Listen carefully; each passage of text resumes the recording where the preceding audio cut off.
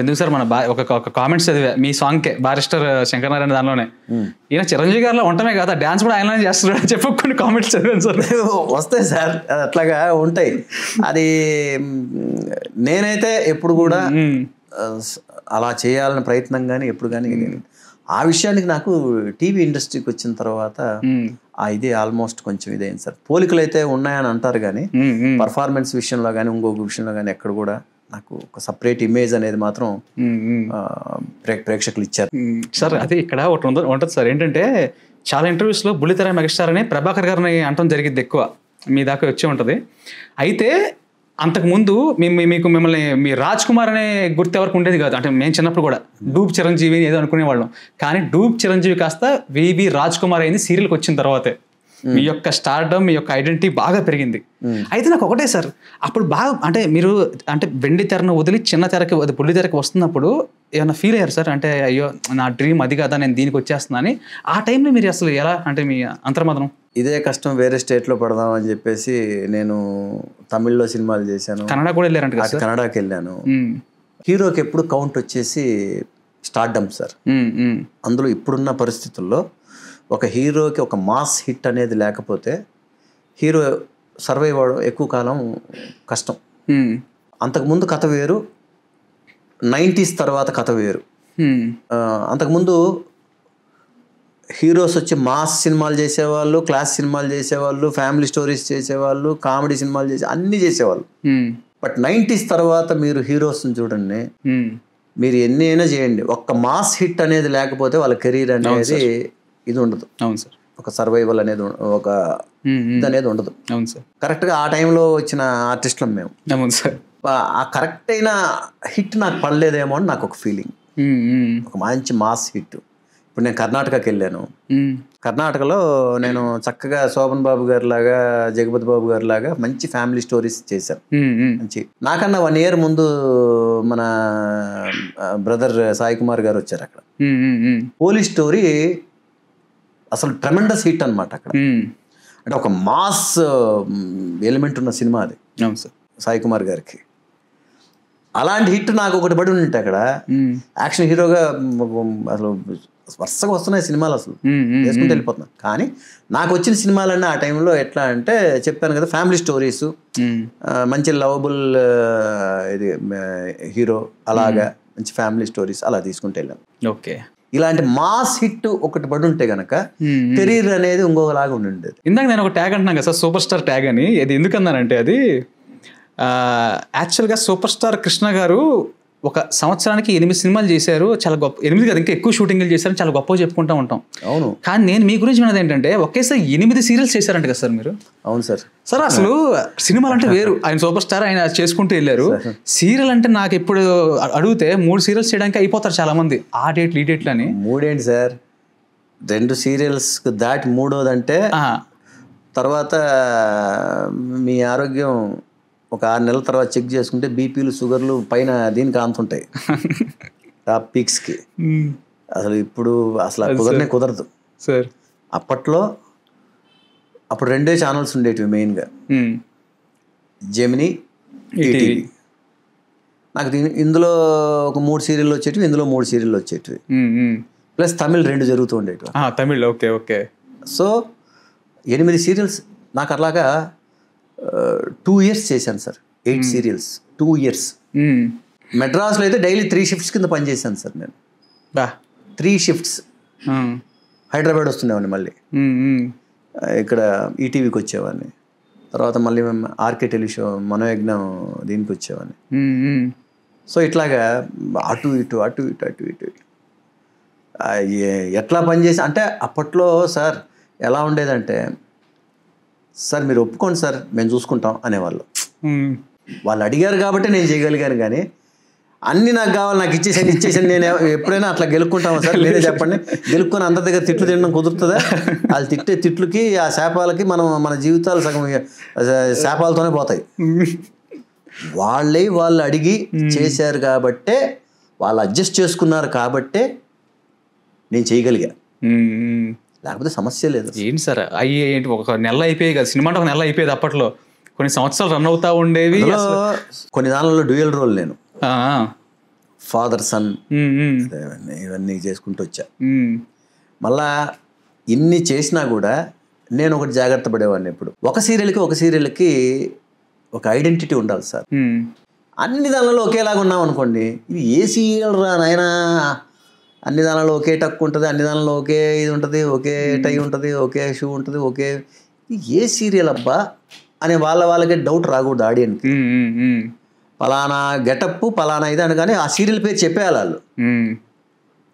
అలాగ నేను ఎన్ని సీరియల్స్ చేసినా ఒక్కొక్క సీరియల్ ఒక్కొక్క గెటప్ మెయింటైన్ చేసేవాడిని సార్. నేను అది ఒక రకంగా అప్పట్లో నేను ఎక్స్పెరిమెంట్ లాగా చేసుకునేవాడిని. మీ ఏజ్ కన్నా మించి ఎక్కువ చేసేవారు. ఎక్స్పెరిమెంట్ చేసేవాడిని.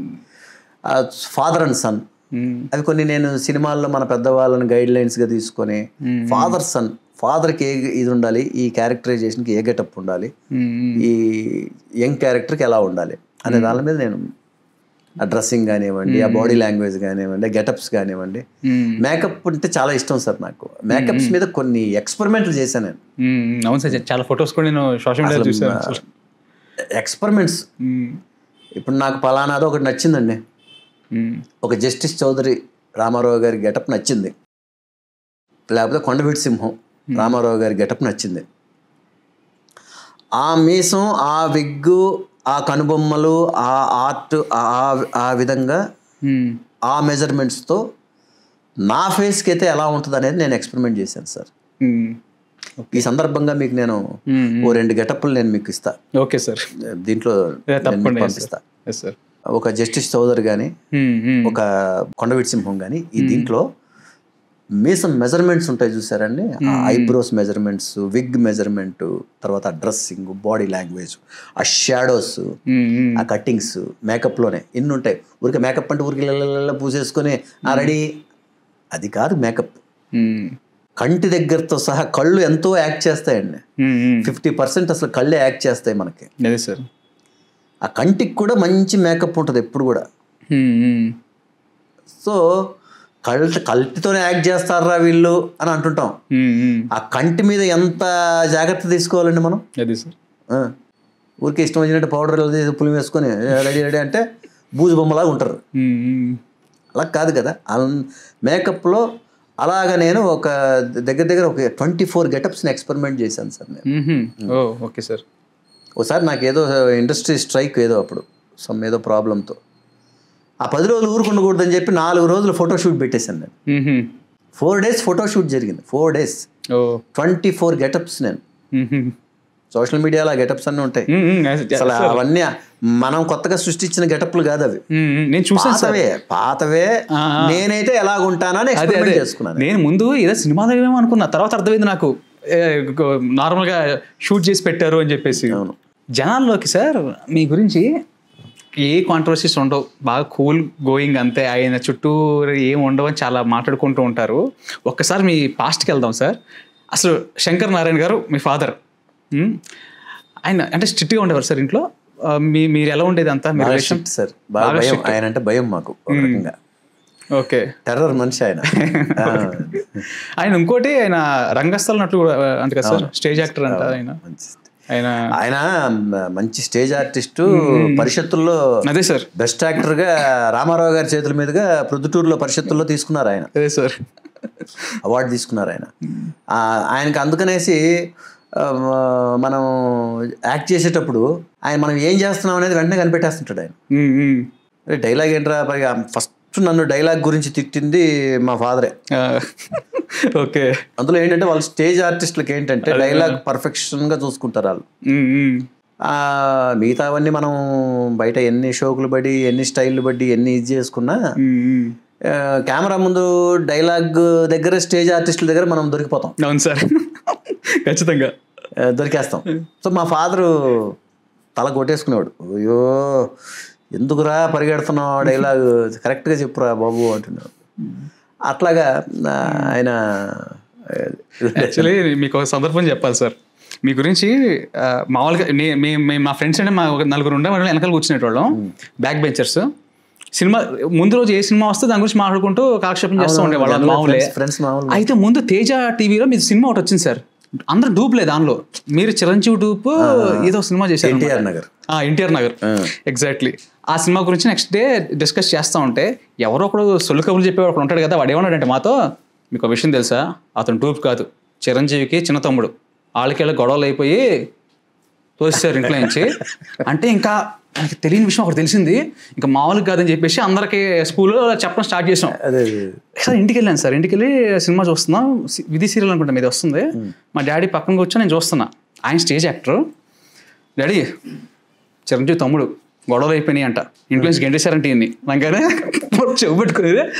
ఎవరు చెప్పారంటే మా స్కూల్లో ఫ్రెండ్, స్కూల్లోకి వెళ్ళి నువ్వు నేర్చుకుని ఏంద్రా, ఆయన ఎవరో తెలుసా, శంకర్ నారాయణ కొడుకు ఆయన, కేసీ అంటే వాళ్ళ గురువు గారికి మీ ఫాదర్ తెలుసు అంట సార్.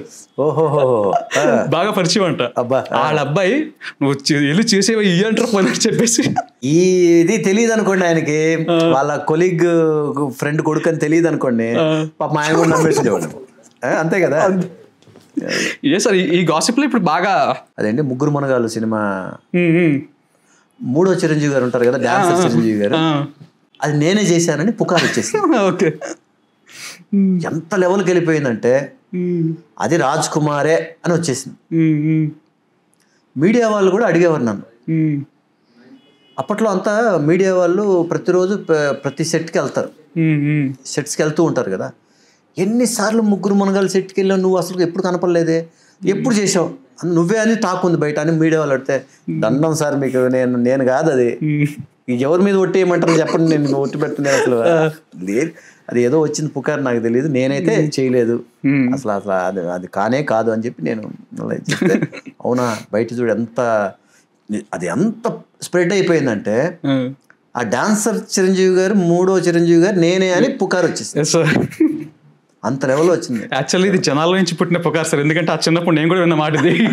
లేదు నిజంగా వచ్చిందండి బాబు, నాకైతే అసలు ఆశ్చర్యం, ఏంటి ఇలా వచ్చేసింది ఏంటి, ఇది మీడియా వాళ్ళు క్రియేట్ చేస్తుంది కదా, జనాల నుంచి వచ్చిన పుకారు, మీడియా వాళ్ళకే డౌట్. అదే సార్, ఇదేంటిది, నువ్వు ఎప్పుడు వెళ్ళావు అసలు, నువ్వు ఎప్పుడు కనపడలేదే, మేము అన్నిసార్లు సెట్కి వెళ్ళాము, అప్పుడు జనరల్గా షూట్ జరుగుతుంటే సెట్స్కి మీడియా వాళ్ళు వచ్చేవాళ్ళు కదా, ఎన్నిసార్లు వెళ్ళినావు నువ్వు ఎప్పుడు లేదే, ఇది ఎట్లా నువ్వు ఎప్పుడు చేసావు అని అంటే, లేనే లేదు, నేను అసలు చేయనే లేదని చెప్పి.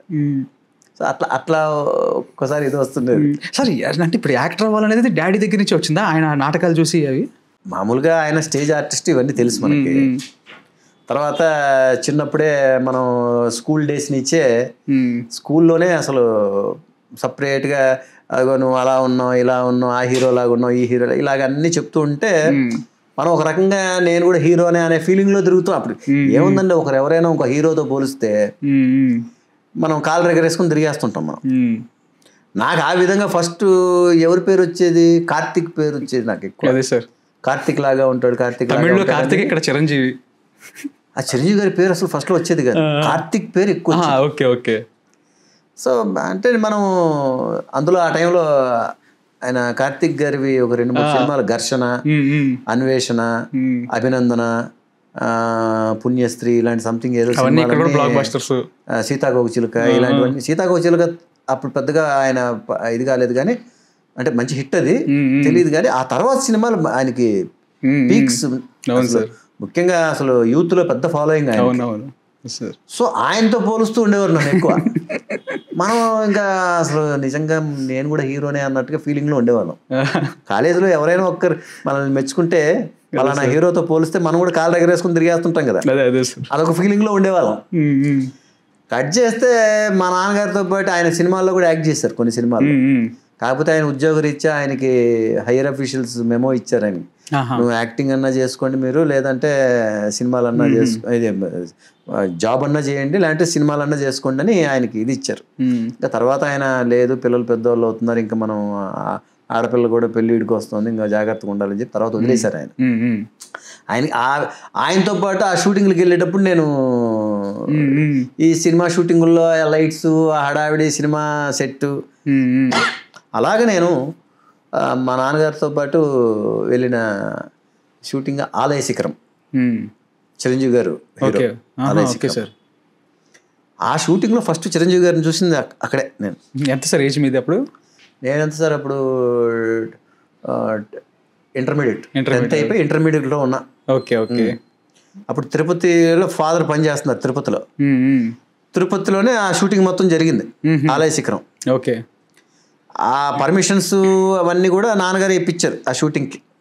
ప్లస్ నాన్నగారికి చాలా మంచి ఫ్రెండ్ కోట రామకృష్ణ గారు. Okay sir. ఓకే.